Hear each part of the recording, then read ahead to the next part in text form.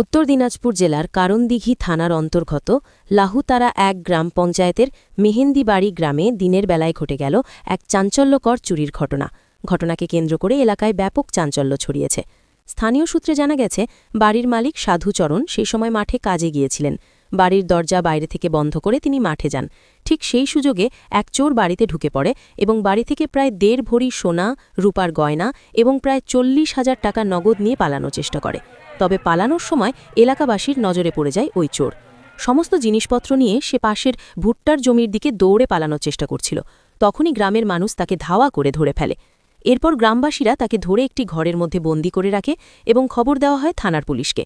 কিছুক্ষণের মধ্যেই করণদিঘি পুলিশ স্টেশনের পুলিশ ঘটনাস্থলে পৌঁছে অভিযুক্ত চোরকে আটক করে থানায় নিয়ে যায়। স্থানীয়দের দাবি, এর আগেও সাধুচরণের বাড়িতে একবার চুরির ঘটনা ঘটেছিল। ফলে এই ঘটনায় এলাকাবাসীর মধ্যে আরও উদ্বেগ তৈরি হয়েছে।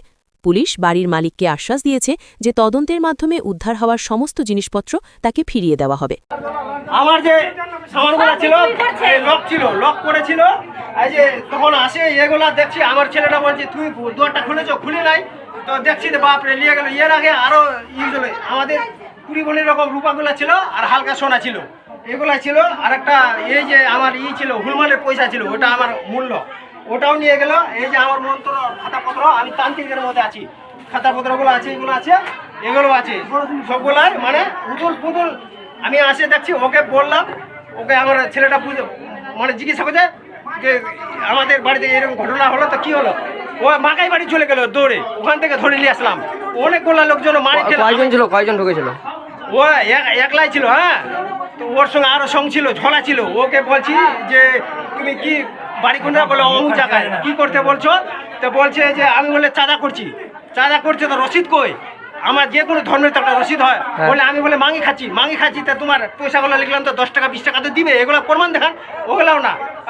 ওইদিকে ছেলেগুলো বলছে যে আমার বাড়িতে গেছিল, ওর বাড়িতে গেছিল, আমার বাড়িতে গেছিল,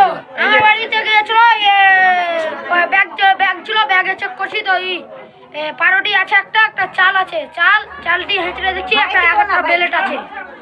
আর অফিসারটাকে বললাম আবার ফের 2-3 বার করে, বলছে স্যার আমার বাড়িতে চলেন, চেক করতে দেয়, জিনিসগুলো পাওয়া যাবে না যাবে একটা দূরের ব্যাপার। আসলো না, চলে গেল। পুলিশ এসে কি করলো এখানে? পুলিশ আছে, এত ওই ইটাকে নিয়ে গেল। আর আপনার যা কিছু হারিয়েছে আপনার দেখলো না, কিছু করলো না, তো চলে গেল। আমি 2 বার করে আমি পুলিশটাকে রিকোয়েস্ট করলাম, স্যার আমাদের বাড়িতে চলেন, যাচ্ছি রে ভাই, যাচ্ছি, এরকম ভাবে চলে গেল। তো ওই জন্য এটা হলো ভিলেজ পুলিশ। ওরকে বললাম আমি তান্ত্রিকের মধ্যে আছি, তোমার যদি আমি কিডনিগুলো ড্যামেজ না করে দিতে পারি, আমি একবারের চোদা না, আমি রাগের চোদে বললাম আমি তান্ত্রিকের মধ্যে আছি, তুমি কি বলছো আমি জানি নেব। আমি মানে ধর্মের দিকে আছি, মানে আমি অধর্মের দিকে না। এগুলো তো নিয়ে গেল। কপালে থাকলে অনেকগুলো 1 লাখ কোটি টাকা লটারি লাগিয়ে যায়, মানুষ কাটে ভিখারি হয়ে যায়। কপাল সব উপরওয়ালা আছে। এখন কি বলবেন প্রশাসনকে, যে আপনার সামান কি ফিরে চাইবেন না? আমার তো মনে দুঃখ হয়ে গেল, কেন আসলো না, এটাই। এর আগে কি আপনার বাড়িতে ঘটনা ঘটেছিল?